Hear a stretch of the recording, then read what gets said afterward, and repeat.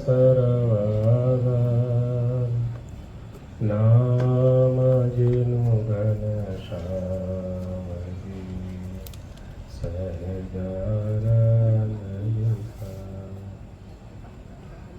દ્વિતીયના મન ગુરુદેવને જે છે સંકલ્પ શ્રીજીના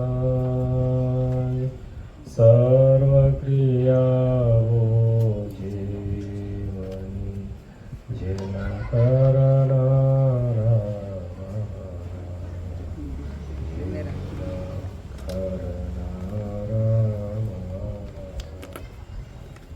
ઓમ શ્રી અક્ષરધામાધિપતિ શ્રી સ્વામિનારાયણ બાપા ભગવતે નમો નમઃ. શ્રી ઘનશ્યામ મહારાજાય નમો નમઃ. શ્રી હરિકૃષ્ણ મહારાજ, શ્રી સહજાન સ્વામી મહારાજાય નમો નમઃ. શ્રી બાપા શ્રી ભગવતે નમો નમઃ. શ્રી સદગુરુજો નમઃ. શ્રી સ્વામિનારાયણ આદ્યાચાર્ય બ્રહ્મધર્મ ધુરંધર સનાતન ધર્મ સમ્રાટ પરમ કલ્યાણકારી જીવન પ્રાણ સ્વામી બાપા ભગવતે નમો નમઃ. સ્વામિનારાયણ અથ વચનામૃત ગઢડા પ્રથમ પ્રકરણ. સંવત 1876 માગસર સુધી નવમીને દિવસ શ્રીજી મહારાજ શ્રી ગઢડા મધ્યે દાદા ખાચરના દરબારમાં વિરાજમાન હતા. સર્વે શ્વેત વસ્ત્ર ધારણ કર્યા હતા અને પોતાના મુખારવિંદની આગળ મુનિ તથા દેશ દેશના હરિભક્તની સભા ભરાઈને બેઠી હતી.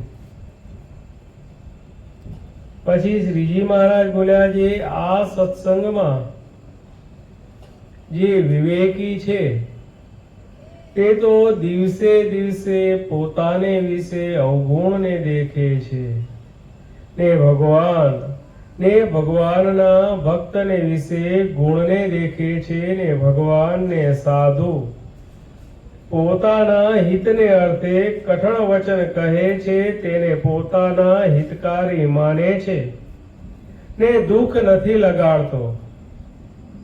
તે તો દિવસે દિવસે સત્સંગને વિશે મોટપ પામે છે. અને જે અવિવેકી છે તે તો જેમ જેમ સત્સંગ કરે છે ને સત્સંગની વાત સાંભળે છે તેમ તેમ પોતાને વિશે ગુણ પરઠે છે અને ભગવાન અને સંત એનો દોષ દેખાડીને એની આગળ વાત કરે છે. તે વાતને માને કરીને અવળી લે છે ને વાતના કરનારાનો અવગુણ લે છે. તે તો દિવસે દિવસે ઘટતો જાય છે ને સત્સંગમાં પ્રતિષ્ઠાહીન થઈ જાય છે. માટે પોતાને વિશે જે ગુણનું માન તેનો ત્યાગ કરીને સુરવીર થઈને ભગવાનને ભગવાનના સંતને વિશે વિશ્વાસ રાખે તો એનો અવિવેક ટળી જાય છે ને સત્સંગમાં મોટપને પામે છે. ઇતિ વચનામૃત ગઢડા પ્રથમ પ્રકરણનું 6ઠું વચનામૃત થયું. રહસ્યાર્થ પ્રદીપિકા ટીકા. આમાં કૃપા વાક્ય એક છે. તેમાં જે પોતાના ગુણના માનનો ત્યાગ કરીને અમારો ને સંતનો વિશ્વાસ રાખે તે મોટપ પામે છે અને અવિવેકીને એના દોષ ટાળવાની અમે તથા સંત વાર્તા કરીએ તેને માને કરીને અવળી લે, ને અમારો ને સંતનો અવગુણ લે, તે પ્રતિષ્ઠાહીન થઈ જાય છે, એમ શ્રીજી મહારાજે કહ્યું છે. બે બાબતો છે. ઇતિ રહસ્યાર્થ.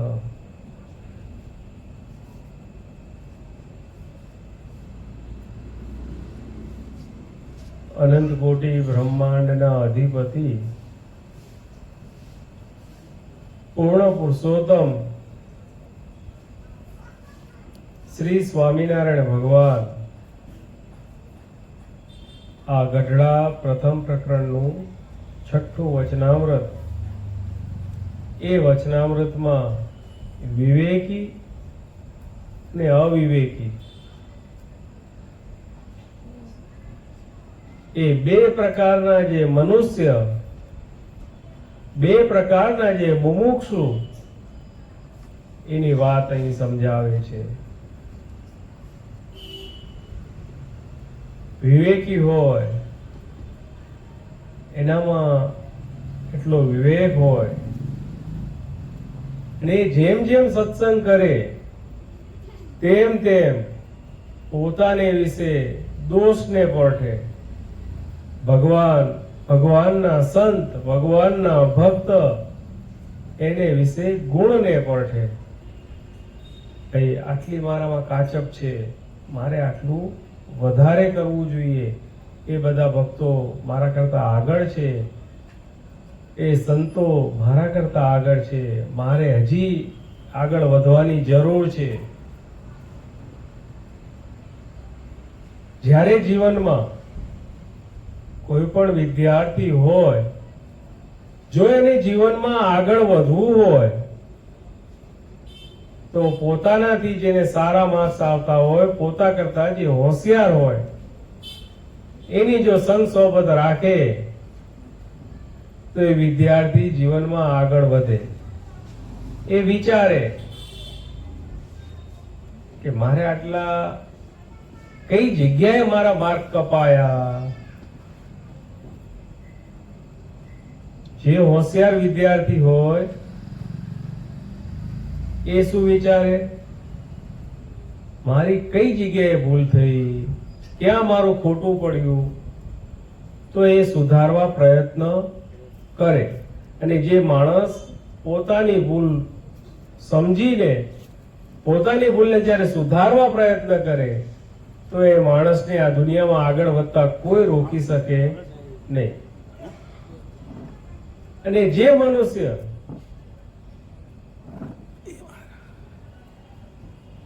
પંચાણું માર્ક આયા, 5 જ કપાયા ને, ચાલશે, બહુ થઈ ગયા આટલા.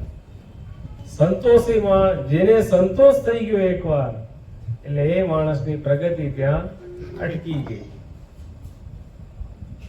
જ્યારે જીવનમાં આગળ વધવું હોય, જીવનમાં આગળ વધવા માટે ક્યારે સંતોષ હોવો જોઈએ નહીં. એકવાર સંતોષ થઈ ગયો, બહુ થઈ ગયા, 80 માર્ક આવ્યા, બહુ થઈ ગયા, તો આપણે એડમિશન તો મળી ગયું ને. આપણને ડિપ્લોમામાં કે એન્જિનિયરિંગ કોલેજમાં કે ડોક્ટરીમાં જ્યાં જે ફિલ્ડમાં જવું તો આપણે નોકરી મળી ગઈ. 20 માર્ક કપાણા તો શું બીજો ફરક પડશે. જે માણસ આ વસ્તુ વિચારે, જે વિદ્યાર્થી આ વિચારે, જે વિદ્યાર્થીના વાલી આવું વિચારે, તો એ પોતે પણ આગળ ન વધી શકે અને પોતાના દીકરાને પણ આગળ વધારી શકે નહીં. જીવનમાં જ્યારે આગળ વધવું હોય, એવી રીતે સંસારિક જીવનમાં આગળ વધવું હોય તો આપણે આ વાત સમજ્યા. જ્યારે આધ્યાત્મિક જીવનમાં આગળ વધવું હોય, કારણ મુક્તાનંદ સ્વામી કહે છે કે મેં તો છીન છીન તેરા ગુનેગાર. આખું જે કીર્તન છે, આપણે સૌ જીવ પ્રાણી માત્ર ડગલે ને પગલે ભગવાનના ગુનેગાર છીએ. જેમ આ બાળકે કીધું ને, સોનીએ ટીપેલું સોનું. વિદ્યાર્થીને જે શિક્ષકે જે લાકડી મારી મારીને ભણાવ્યો હોય તો એ આગળ જતા ઘરેણું થાય. એમ આપણે સહુ, અમે ત્યાગી, તમે ગ્રહસ્થ, આપણે સૌ સાધન દશામાં છીએ. જ્યાં સુધી સાધન દશામાં છીએ ત્યાં સુધી આપણે ભૂલથી ભરેલા જ છીએ. ત્યારે કોઈ એવું માનવું નહીં કે ભાઈ હું સર્વસ્વ સર્વગુણે સંપન્ન છું, મારામાં કોઈ દાડ ભૂલ હોય જ નહીં. એ તો ક્યારેય વિચારવું નહીં. ડગલે ને પગલે મનુષ્ય ભૂલ કરે છે અને એ ભૂલને સુધારવાને માટે જ્યારે ભગવાન કે ભગવાનના ધામમાંથી આવેલા જે ભગવાન વતી જે વિચરતા સત્પુરુષ, ભગવાનના સંત, ભગવાનના ભક્ત જ્યારે આપણને કોઈક મીઠી ભલામણ કરે, ટકોર કરે, તો એ સમજણે કરીને સવડી લે. અત્યારના શબ્દોમાં કહીએ તો કે પોઝિટિવ વિચારે. જો એ માણસ સમજણે કરીને સવળું ન લે અને એ વાત અવળી લે તો એ માણસ શું સત્સંગમાં ટકી શકે? ન ટકી શકે. કારણ ભગવાન ગઢડા પ્રથમ પ્રકરણના પહેલા જ વચનામૃતમાં ભગવાન એક હરિભક્ત પ્રશ્ન પૂછે છે કે મહારાજ, ઘણા ભક્તો તો કેટલાય વર્ષોથી, કેટલાય દિવસથી સત્સંગ કરે છે, પણ જેવી ભગવાનના જેવી પોતાના સગા સંબંધીને વિશે ગાઢ પ્રીતિ છે એવી ભગવાનને, ભગવાનના સંતને વિશે કેમ નથી થતી? વાત સાચી ને? જે ગ્રહસ્થ ભક્તો બેઠા છે એને જેટલા પોતાના સગા વાલા, મા બાપ, પત્ની, પુત્ર, પરિવાર જે વાલો છે એટલા ને એટલા વાલા ભગવાન છે કે એનાથી વિશેષ છે કે એનાથી ન્યૂન છે? બધા પોતપોતાની છાતી પર હાથ મૂકીને વિચાર લેવાનો. આપણે કોઈને આંગળી કરવાની જરૂર નથી. ભગવાનને હરિભક્તે આ પ્રશ્ન પૂછ્યો ત્યારે ભગવાન એ પ્રશ્નનો ઉત્તર આપે છે કે જેણે કરીને ભગવાનને વિશે પ્રીતિ થાય, ભગવાનના માર્ગે ચડાય, એવા જે સંત, જ્યારે આપણા અંતરમાં રહેલા જે દોષો, દરેકના અંતરમાં દોષ રહ્યા છે, દરેકના અંતરમાં દોષ રહ્યા જ છે. ચોમાસું આવશે, જમીનમાં જ્યારે વરસાદનું પાણી ઉતરશે તો ઘાસનું બી કોઈ વાવવા કીધું? ભાઈ, જે ખડ ઉગી નીકળ્યું કોઈ બી વાવવા કીધું? ખેડૂત છે ઘઉં, બાજરી, જુવાર, મકાઈ જે કંઈ વાવતા હોય એ બધું વાવવું પડે છે, પણ ઘાસનું કોઈ બી વાવવા કીધું? એને પાણી મળે ઓટોમેટિક ઉગી નીકળે, પાણી મળતું બંધ થઈ જાય. ઉપરથી સૂર્ય તપે છે, પાણી મળતું બંધ થઈ જાય અને સૂર્ય તપે એટલે એ એને બાળી નાખે છે. એમ આપણા જીવનમાં જો એને આપણે વિચારીએ તો દરેકના અંતરમાં કામ, ક્રોધ, લોભ, મોહ, મદ, વસર, આશા, તૃષ્ણા, ઈર્ષા, અહંકાર, આ જે સર્વે દોષ દરેકના અંતરમાં વધતા ઓછા પ્રમાણે રહેલા જ છે. જેમ જમીનને પાણી મળે અને જે ઘાસ ઉગી નીકળે એમ આપણા અંતરમાં રહેલા જે દોષો, એને જો કોઈ કુસંગીનું સંગરૂપી પાણી મળશે તો એનામાં અવગુણનો વિકાસ થશે. શું થશે? અવગુણનો વિકાસ થશે. અને એ જ વ્યક્તિ છે જ્યારે સંતના સંગમાં રહેશે, કોઈ ભક્તના સંગમાં રહેશે તો એનામાં ગુણોનો વિકાસ થશે. માટે ભગવાન કહે છે કે જેણે કરીને ભગવાનનો મહિમા સમજાય એવા જે સંત એ જ્યારે પોતાના સ્વભાવ ઉપર વાત કરે છે ત્યારે માને કરીને અવળી લે છે, અને એ પાપે કરીને તેના પ્રતાપે કરીને એને સત્સંગમાં ગાઢ પ્રીતિ થતી નથી. આ સભામાં બધા બેઠા છે. હમણે સંતો આ ભગવાન કંઈક કે ભાઈ આ ભાઈ તો કે આવો છે, આ ભાઈ તો કે આવો છે, એના જે ભૂલ એની જે દોષ જો હમણે કહેવા માંડે તો બીજી વાર સભામાં કોણ આવે ભાઈ? આવે કોઈ? પછી એમ કે આ તો મારા કરતા ખરાબ છે, એને કોઈ કહેતું નથી, મને કેમ કીધું? પરંતુ જેની માથે ટોકનારા છે, જેની માથે ટોકનારા છે એ ભાગ્યશાળી છે. એની જે ભૂલ બતાવનારા છે એ વ્યક્તિ જીવનમાં ભાગ્યશાળી છે. પરંતુ કોઈ વ્યક્તિને જો એની ભૂલ બતાવનાર નથી તો એના કરમ ફૂટલા છે. એ અભાગ્યો છે કે એની જે ભૂલ એને કોઈ ઓળખાવનાર નથી, અને એના કારણે એ બાળક, એ વ્યક્તિ જીવનમાં આગળ આગળ આગળ આગળ ખોટા રસ્તે આગળ વધતો જાય. એક નાનકડું દ્રષ્ટાંત. એક આવો નાનો બાળક સ્કૂલમાં જાય, શરૂઆતમાં બાલ મંદિરથી બધા ભાઈબંધો ભેગા સ્કૂલે જાય, એમ કરતા કરતા પહેલા બીજામાં આવ્યો.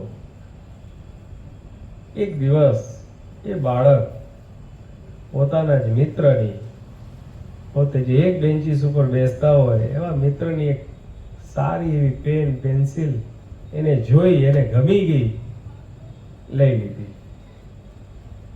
એ પેન પેન્સિલ એને લઈ લીધી, ચોરી કરીને ઘરે લઈ ગયો. એની મમ્મીને દેખાડી, મમ્મી મમ્મી જો આ લઈ આવ્યો. કોની છે? તો કે મારા ભાઈબંધ લઈ આવ્યો, મેં એને કીધું નથી. ભગવાને શિક્ષાપત્રીમાં કીધું, શું કીધું? સદધર્મ સત્કર્મ કરવું હોય તો પણ ધણિયાતી જે વસ્તુ છે એ એના ધણીને પૂછ્યા વિના લેવી નહીં. અને ભગવાને જે પંચ વર્તમાન કીધા એમાં પણ આ વર્તમાન છે, ચોરી ન કરવી. આ બાળકે ચોરી કરી. તે સમયે માતા એને કાંઈ કીધું નહીં. સારું, નાનું બાળક છે, સારું એમ. માતા એને બાળકના ઓલામાં એનો ગુનો માફ કરી દીધો, કાંઈ સિરિયસ પોતે લીધું નહીં. બાળકને તેમ થઈ ગયું કે જો આ લઈને આવ્યો, માએ આપણને કંઈ કીધું નહીં, લાફો માર્યો નહીં. ધીરે ધીરે ધીરે ધીરે કરતા જ્યારે 20, 22, 25 વર્ષનો થયો, શહેરનો મોટો કુખ્યાત ચોર થયો. શહેરનો મોટો કુખ્યાત ચોર થયો, મોટો ડોન થયો. અને એક સમયે એક બાળક જ્યારે મોટો થઈને રાજાના ત્યાં ચોરી કરી, અને રાજાએ જ્યારે એને પકડ્યો, ચોરી એની સાબિત થઈ ગઈ, રાજા એને ફાંસીની સજા આપી, ફાંસીના માંચડે ઊભો છે. ત્યારે એને પૂછવામાં આવે છે કે તારી કોઈ અંતિમ ઈચ્છા ખરી ભાઈ? ત્યારે પેલો બાળક કહે કે મારે મારી માને મળવું છે. બાળક તો હવે તો ભાઈ મોટો થઈ ગયો, મોટો પુરુષ થઈ ગયો. મારે મારી માને મળવું છે. એટલે બધા અધિકારીને, રાજાને બધાને એમ થયું કે બિચારો પોતાની માને મળવા માંગે છે, તેમાં કાંઈ ખોટું નથી. એની માને બોલાવવામાં આવી. ત્યાં ફાંસીના માંચડે ભાઈ ઊભો તો, હાથ બાંધેલા, પગ બાંધેલા. માં આવી એટલે આજુબાજુ હથિયારબંધ સિપાઈ એના પગ છોડ્યા, હાથ તો હજી બાંધેલા. નીચે લાવ્યા, હાથ છોડ્યા. એ છોકરો માને ભેટ્યો, ગળે મળ્યો, અને માના નાક ઉપર સીધું ભટકું કરી દીધું. માં રાડા રાડ કરે, લોહી વહે, પણ ઓલું ભટકું મૂકે નહીં. આ બાજુ સૈનિકો એને તલવારની અણી અડાડે પડી ભાઈ મૂકે નહીં. પછી માં બેભાન થઈ ગઈ. દુઃખના કારણે એ માં બેભાન થઈ ગઈ. માંડ માંડ એ સૈનિકો એને છોડાવ્યો. પછી પાછો લઈ ગયા વાંચડે. સૈનિકો બધા ગભરાઈ ગયા, અધિકારી બધા ગભરાઈ ગયા કે આ શું થયું. માણસ માને મળવાનું કહેતો તો ને આવું કેમ કર્યું એને. ત્યારે તે સમયે તો એની સજા મુલતવી રાખીને પાછો એને કોટડીમાં મૂકી દીધો. થોડા દાડા થયા, રાજાએ એને પાછો બોલાવ્યો કે તે તારી અંતિમ ઈચ્છા બતાવી કે મને મારી માને મળવું છે, એટલા માટે અમે તારી માને બોલાવીને તે તારી મા સાથે આવું વર્તન કેમ કર્યું. ત્યારે એને રાજાને કીધું કે જ્યારે હું બાલ મંદિરમાં કે પહેલા બીજા ધોરણમાં ભણતો હતો, હું એક છોકરાની પેન્સિલ લઈ આવ્યો હતો. આટલી નાની પેન્સિલ. પેન્સિલની કિંમત કેટલી? અત્યારે કેટલી? રૂપિયો, 2 રૂપિયા, 5 રૂપિયા?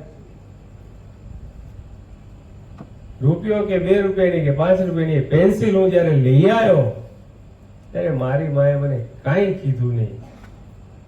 એટલે આપણને એમ કે આપણે બિંદાસ છીએ, એટલે આપણે એ લાઈનમાં ધીરે ધીરે આગળ વધતા ગયા.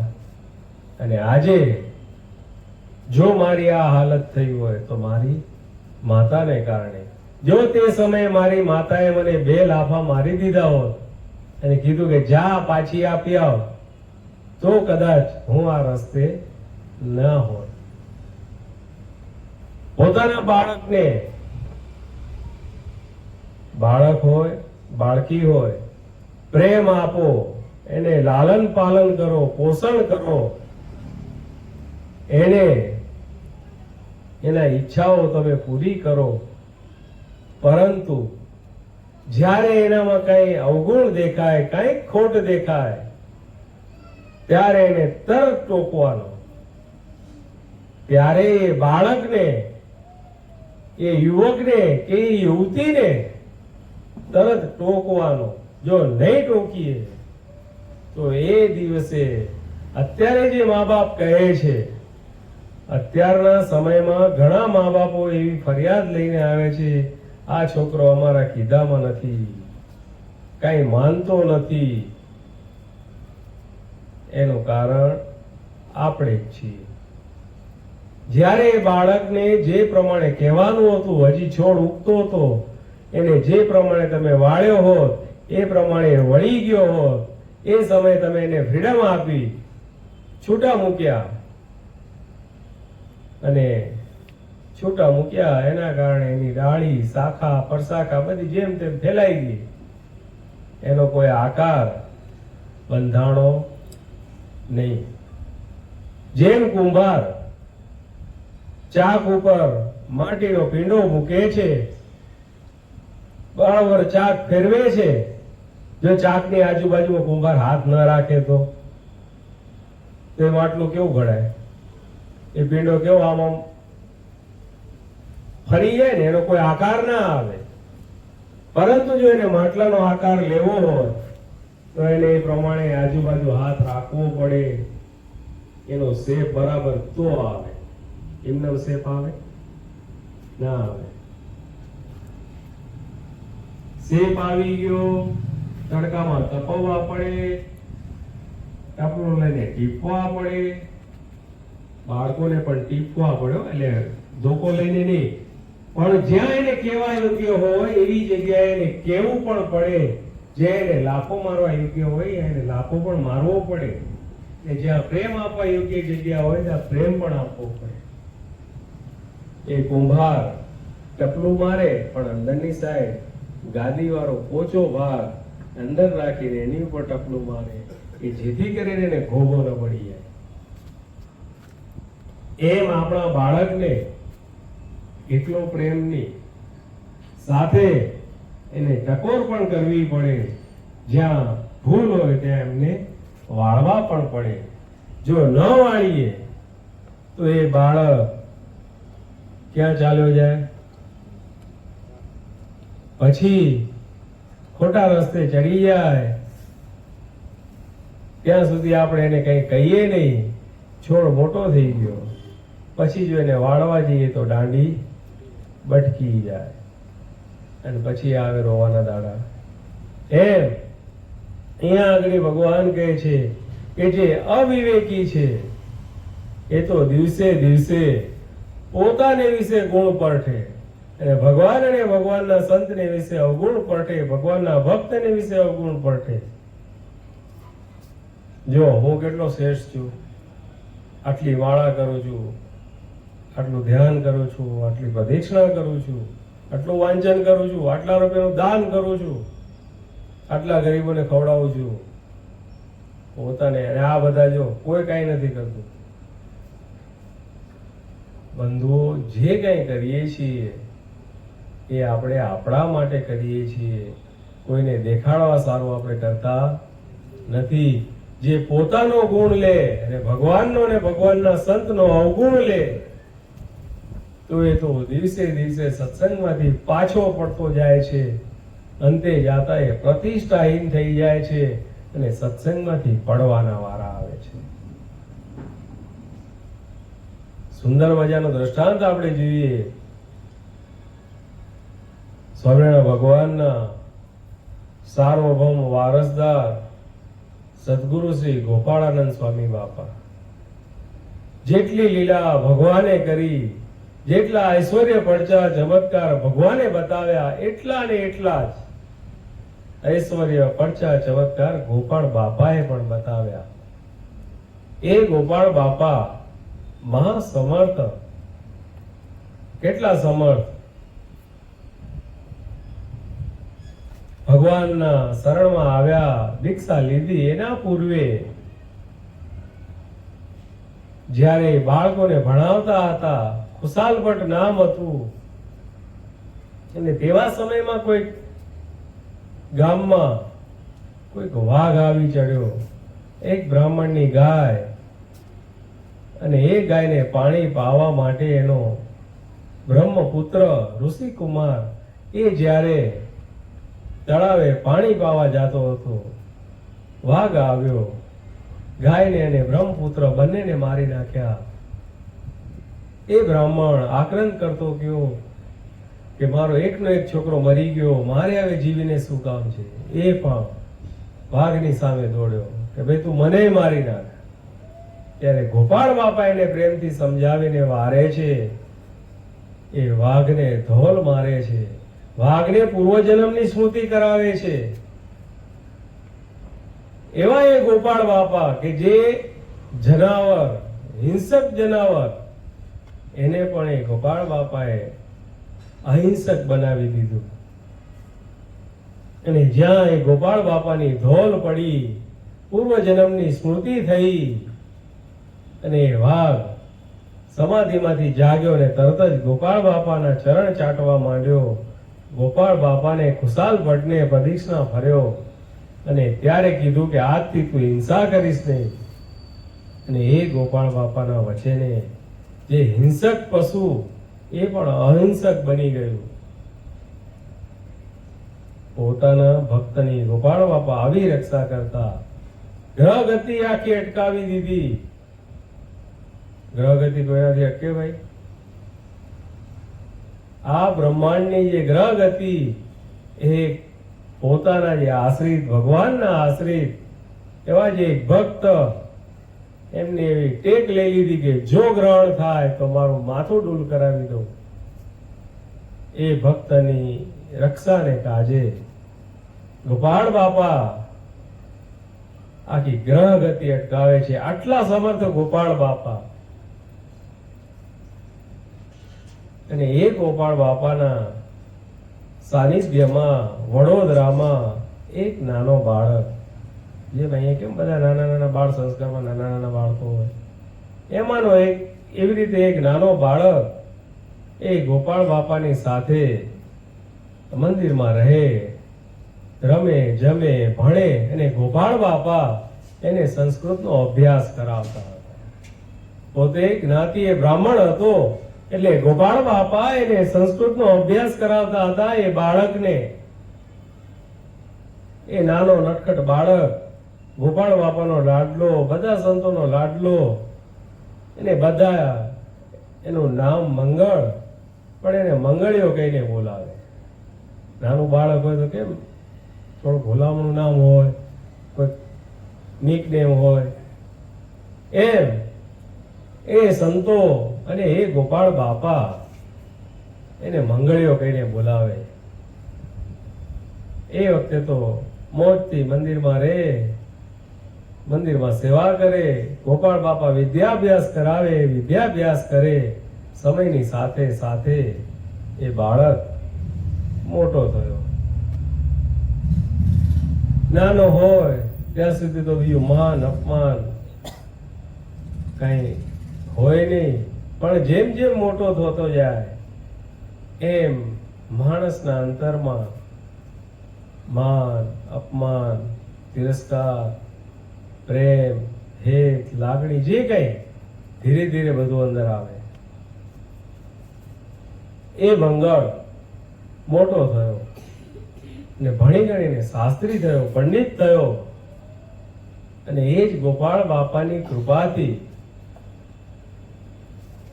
ગાયકવાડ સરકારના રાજમાં એને કાંઈક નોકરી મળી. ગાયકવાડ સરકારના રાજમાં એને કાંઈક નોકરી મળી. ભણેલો ગણેલો માણસ હતો, નોકરી મળી. અને સત્તા મળે તો આજુબાજુ સેવકો પણ મળે ને. કોર્પોરેટર હોય આ એરિયાનો, પેલા આપણી જેમ જ ફરતો હોય, પણ કોર્પોરેટર બને એટલે આજુબાજુ પીએ ને સિક્યુરિટી વાળો ગનમેન ને એને બીજા ચાર પાંચ બીજા પ્રાઇવેટ સિક્યુરિટી ગાર્ડ બધા આવી જાય સાહેબ સાહેબ કરતા. એમ આ જે મંગળ એને સત્તા મળી, અને એ સત્તા મળી, હોદ્દો મળ્યો એટલે એની આજુબાજુમાં એને સેવકો પણ ઘણા મળ્યા. એના પીએ, એના સેક્રેટરી, એના અંગરક્ષક, અને જ્યાં બજારમાં નીકળે ત્યારે બધા એને સલામ મારે. એટલી પદવીને પામેલો ભાઈ જ્યારે ભણી ગણીને મોટો થયો, નોકરી મળી એટલે મંદિરમાંથી તો જવાનું જ થાય, સ્વાભાવિક છે. મંદિરમાંથી એ ભાઈ ગયા એટલે જ્યારે ગોપાળ બાપાના દર્શન કરવા આવ્યા મંગળભાઈ, ત્યારે ગોપાળ બાપાના દર્શન કરવા આવ્યા, આજુબાજુ એનો ઠાઠ માઠ, અને ભર સભામાં એ ગોપાળ બાપાના દર્શન કરવા આવ્યા રૂઆબ સાથે. ત્યારે ગોપાળ બાપા પ્રેમથી એટલું બોલી ઉઠ્યા, આવ મંગળિયા તું આવ્યો, મંગળિયા તું આવ્યો, આવ. એમ ગોપાળ બાપા એને પ્રેમથી આવકાર્યો. ગોપાળ બાપાએ જે મંગળિયો કીધું હતું તો પ્રેમથી કીધું હતું, પ્રેમનો શબ્દ હતો, તોછડાઈ નથી. પરંતુ એને એમ લાગ્યું કે આટલી મોટી ભર સભા, અને આટલી મોટી ભર સભામાં આટલા બધા માણાની વચ્ચે મને મંગળિયો કીધો.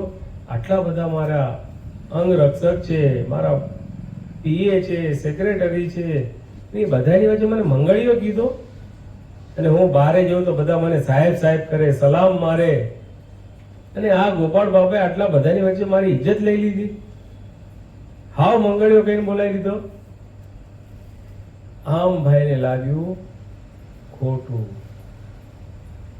અવિવેકી મનુષ્ય હોય એ દિવસે દિવસે પોતાને વિશે ગુણને પરખે, અને ભગવાન અને ભગવાનના સંતને વિશે અવગુણને પરખે. અવગુણ આવ્યો ગોપાળ બાપાનો, એને અવગુણ આવ્યો. ગોપાળ બાપા મોટા તો ખરા, પરંતુ એમને બોલવાનો વિવેક નથી.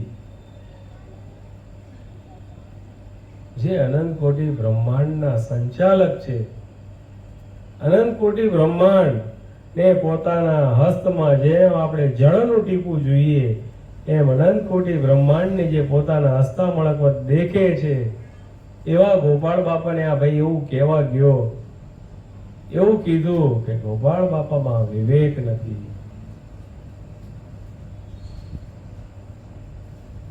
વિવેક કોનો નતો? સાચી વાતમાં વિવેક કોનામાં નતો? એનામાં નતો કે ગોપાળ બાપામાં નતો? કોનામાં નતો? એના પોતાનામાં નતો કે જે એના ગુરુ છે, કે જેની કૃપાથી એ ભણી ગણીને આટલો મોટો થયો, જેના હાથ નીચે ભણ્યો, જેની કૃપાથી આજ આટલી પદવીને પામ્યો, અને એને પછી એમ કે તમારામાં વિવેક નથી, તો એ મૂર્ખમાં મૂર્ખ, મૂર્ખનો સરદાર કહેવાય. આ પૃથ્વી ઉપરનો સૌથી મૂર્ખમાં મૂર્ખ વ્યક્તિ એ કહેવાય.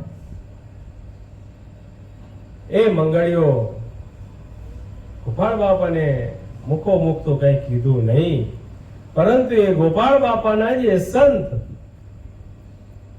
કે જેની સાથે એને સારું એવું હેતપ્રીત હતું, એવા જે સંત એને એકાંતમાં મળ્યા અને કહ્યું કે ગોપાળ બાપાને બોલવાનો વિવેક નથી. આટલી મોટી ભર સભામાં મને મંગળીઓ કહીને બોલાવ્યો, આ યોગ્ય છે નહીં. એમ કહીને એ તો ભાઈ ચાલ્યો ગયો. ગોપાળ બાપાના એ સંત ગોપાળ બાપાને પ્રાર્થના કરવા જાય છે, હે ગુરુદેવ, આજે આપે જે આ મંગળને આવી રીતે બોલાવ્યો એ એને ગમ્યું નથી. ત્યારે ગોપાળ બાપા કે સારું, આપણે એને મંગળભાઈ કહીને બોલાવશું. શું? આપણે એને મંગળભાઈ કહીને બોલાવશું, આપને શું વાંધો છે? પછી થોડા દિવસ પછી પાછો આવ્યો, કારણ કે ગોપાળ બાપા પણ વડોદરામાં રહેતા ને એને રાજ્યમાં એની નોકરી હતી, એટલે એ પણ ત્યાં જ રહે, વડોદરામાં જ. એટલે વળી પાછો એકવાર દર્શન કરવા આવ્યો. ત્યારે ગોપાળ બાપાએ કીધું, આવો મંગળભાઈ સાહેબ. એમ ભાઈ તઈ એની છાતી ગજ ખુલી. હા, મને બધાની વચ્ચે સાહેબ કીધો, મને મંગળભાઈ કહીને બોલાવ્યો. પરંતુ જે ધણીને સત્તા આપતા આવડે છે ને, એ ધણીને સત્તા પાછી ખેંચતા પણ આવડે છે. જેમ શેઠજીને ભગવાને ઐશ્વર્ય આપ્યું, ભગવાનના સમયમાં શેઠજી એ ભગવાનના ભક્ત, ભગવાને એમને ઐશ્વર્ય આપ્યું કે તમે કહેજો દેખ મેરી દાઢી, અને જ્યાં માણસો આ તમારી દાઢી જોશે ત્યાં એને સમાધિ થશે. અને જ્યારે બીજી વાર એમ કહેશો કે દેખ મેરી દાઢી, એટલે સમાધિ ઉતરી જશે. અને ભગવાને આજ્ઞા કરી કે તમે સિંધ દેશમાં જાઓ અને સિંધ દેશમાં જઈને સત્સંગ કરાવજો. ભગવાને આજ્ઞા આપી, ઐશ્વર્ય આપ્યું, સામર્થ્ય આપી, પરંતુ એ ઐશ્વર્ય, એ સામર્થ્યનો દુરુપયોગ થયો. વચ્ચે જતા અમદાવાદમાં જ રોકાઈ ગયા અને આવી રીતે બધાને સમાધિ કરાવતા જાય અને ભગવાન થઈને પૂજાતા જાય. આ બાજુ તે સમયે મુક્તાનંદ સ્વામી પણ વિચરણ કરતા હતા. મુક્તાનંદ સ્વામીને સમાચાર મળ્યા.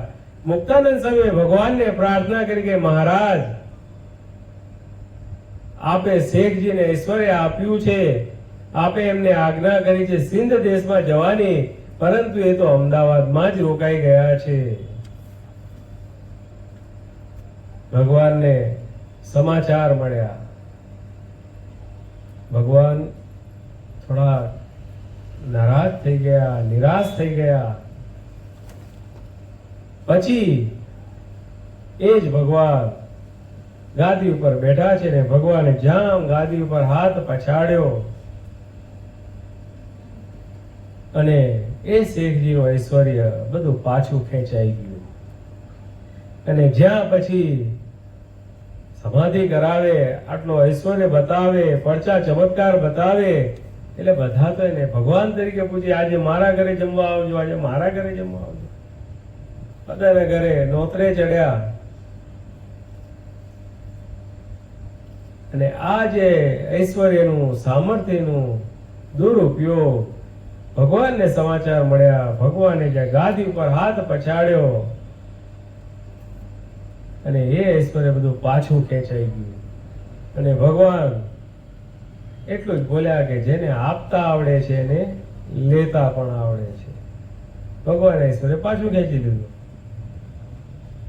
બેંક વાળા લોન આપે, લોન આપતા આવડે, જો હપ્તા ન ભરો તો ગાડી પાછી ખેંચતા એને આવડે ને? એના જેવું છે. એ સત્તાવાન છે, બેંક વાળા સત્તાવાન છે. જો ટાઈમે ટાઈમે હપ્તા ભરો તો ઠીક છે, નહીતર તમારી જ વસ્તુ હરાજીમાં વેચી મારે. એમ શેખજી પછી બધાને ઘરે જાય, દેખ મેરી દાઢી, બધા કે કાંઈ દેખાતું નથી, એમ કરી કરીને દાઢીના વાળ ખેંચ્યા. ત્યારે શેખજીને લાઈટ થઈ ગઈ કે ભગવાને કંઈક પછી તો ભગવાનની પાસે આવ્યા. કારણ કે પછી પોતાને લાઈટ થઈ કે ભગવાને મને સિંધ દેશમાં જવાની આજ્ઞા કરી હતી અને હું અહીંયા અમદાવાદમાં રોકાઈ ગયો. ભગવાન પાસે ગયા, માફી માંગી. એમ જે અવિવેકી મનુષ્ય છે એ દિવસે દિવસે પોતાની વિશે ગુણને પડે છે. મંગળિયાને એમ થઈ ગયું કે હું મોટો સાહેબ. બીજી વારે ગોપાળ બાપા એને મંગળભાઈ સાહેબ કહીને બોલાવ્યા, પરંતુ થોડાક જ સમયમાં કંઈક રાજકાજના કામકાજમાં ક્યાંક ભૂલમાં પકડાયા. સરકારે હોદ્દા ઉપરથી ઉતારી મૂક્યા, નોકરીમાંથી કાઢી મૂક્યા. મંગળભાઈ માંથી ભાઈ થઈ ગયા. ભાઈ શું થઈ ગયું? મંગળભાઈ સાહેબ માંથી થઈ ગયો મંગળ. નાણા વિનાનો નાથિયો, નાણે નાથા લાભ. આ સત્તા વિનાનો થઈ ગયો મંગળ. પછી એને ગોપાળ બાપાએ પોતાની પાસે બોલાવ્યો. લે ભાઈ, તું વિચાર તો કર કે તું જયારે નાનો હતો ત્યારથી તું મારી સાથે મારા અહીંયા રમીને તું મોટો થયો છે. મેં તને વિદ્યા ભણાવી છે ને તું મારા વિશે જ અવગુણ પરઠે છે. ત્યારે એને લાઈટ થઈ. પણ પછી શું? એમ જે અવિવેકી મનુષ્ય છે એ દિવસે દિવસે પોતાને વિશે ગુણને પડે છે, અને જે વિવેકી છે, વિવેકી મનુષ્ય હોય એ પોતાને વિશે અવગુણને પડે કે હા મારી ભૂલ હતી, મારી ખામી હતી. ભગવાન અને મોટાની તો ક્યારેય ખામી હોય નહીં. ભગવાન અને મોટા જે કહે એ સત્ય જ હોય, પણ આ તો મારી ભૂલ હતી એવું જે વિચારે એ માણસ દિવસે દિવસે સત્સંગમાં આગળ વધતો જાય. દિવસે દિવસે સત્સંગમાં આગળ વધતો જાય. પરંતુ જે અવિવેકી છે એ પોતાને વિશે ગુણને પડે છે અને ભગવાન અને ભગવાનના સંતને વિશે અવગુણને પડે છે. તો એના પ્રતાપે કરીને એ દિવસે દિવસે સત્સંગમાં પ્રતિષ્ઠાહીન થઈ જાય છે ને સત્સંગમાંથી પડવાનો વારો આવે છે. માટે બંધુ વધુ નહીં કહેતા આજના પ્રસંગે ભગવાન બાપા, સ્વામી બાપાને પ્રાર્થના કરીએ કે અમારા જીવનમાં ક્યારે પણ ભગવાનના જે સંત, ભગવાનના જે ભક્ત, આ કારણ સત્સંગ, આ સ્વામિનારાયણ ગાદીએ ક્યારેય પણ અમને અવગુણ ના આવે અને આપને ખૂબ ખૂબ રાજી કરતા રહીએ એવી દિવ્ય બળ, બુદ્ધિ, શક્તિ આજના પ્રસંગે અમને આપજો. અક્ષરધામના અધિપતિ સ્વામિનારાયણ બાપાની જય. ઘનશ્યામ મહારાજની જય. હરિ કૃષ્ણ મહારાજની જય. સહજાનંદ મહારાજની જય. બાપા શ્રી જય. સદગુરુ શ્રી જય. સ્વામિનારાયણ ગાદીનાધ્યાચાર્ય ધર્મ ગુરુંદર સનાતન ધર્મ સમાન પરમ કલ્યાણકારી સ્વામી બાપા